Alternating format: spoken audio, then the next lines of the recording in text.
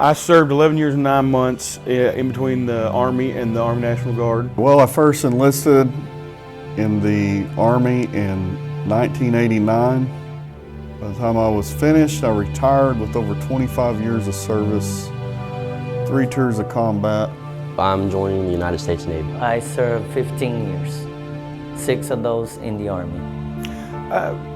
I've known I wanted to go in the military since I was in the 5th grade. When I was in the 5th grade, I remember being in Miss Bain's class here in Poteau, and at that time, we were in Iraq, and I remember seeing those guys, and I got a letter from Captain John B. Abrams, and it had a just lasting effect on me, and I knew I wanted to be in the military from then, and I'm just real proud to be an American. So I joined in 2002 as a result of 9/11. There was a big push for the people to do something, and we rallied together, and serving the military was something I could do. So I joined to be able to do my part. The flag right here, it represents everything that we're serving for. That's why we're there. We're there to serve for what that flag represents. And that flag represents freedom. It's just life here in the United States is basically as free as it gets, What really drove me towards the military and the Navy is helping my country and all the sacrifices we've had throughout history. And I wanted to give the same appreciation that people have shown us throughout history. It changed my life a lot, and in a lot of ways for the better. More disciplined, I'm generally more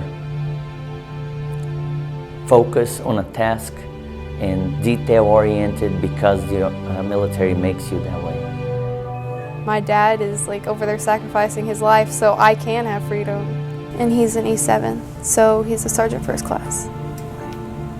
It's really different from going to talk to him and calling him every day to not even talking to him for a month at a time. We also worked to improve Iraq. We built a school for kids around there in the village. There was some other units building hospitals and rebuilding things that got bombed, by us even. But we were out there to improve, not just to fight a war. And that's something that we take back, other countries don't do. This is what it is to be an American. We care. We fight, but we care. I miss the guys, I miss the camaraderie, I miss the brotherhood.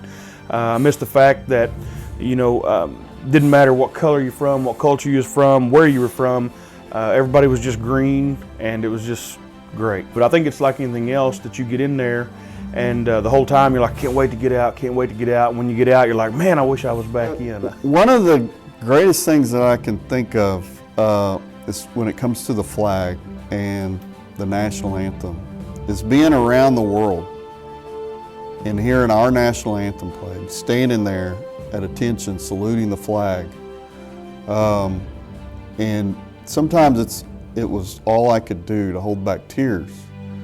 It's just a feeling inside you that you're serving to defend what that flag stands for. It's really a big deal that people would actually be willing to do that. And I tell everybody all the time, man, I'm not a hero, but I served with a bunch of them. It means a lot. Whenever somebody doesn't say the pledge, or if they don't put their hand over their heart, it's kind of like a disrespect towards my dad, and it's kind of hurts my feelings because because you're disrespecting someone I care about that's actually over there fighting for you, and so you can have your freedom. I can't always tell people why they shouldn't kneel, for the national anthem and stuff like that. But whenever I start talking about guys like Buddy and other veterans, and I see these veterans in places, I can't tell you why you shouldn't kneel, but those are all the reasons that I stand.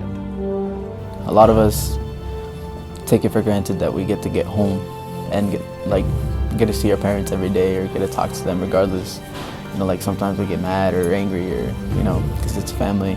And we take that for granted because not everyone gets to do that. Not everyone gets to see them every day. It's all about the service, but what are we serving for? We're serving our country, and we believe in the freedom. I mean, it's worth fighting for. it's a really big deal, because if you look anywhere else, you're not as free and you're not as gifted as you are here.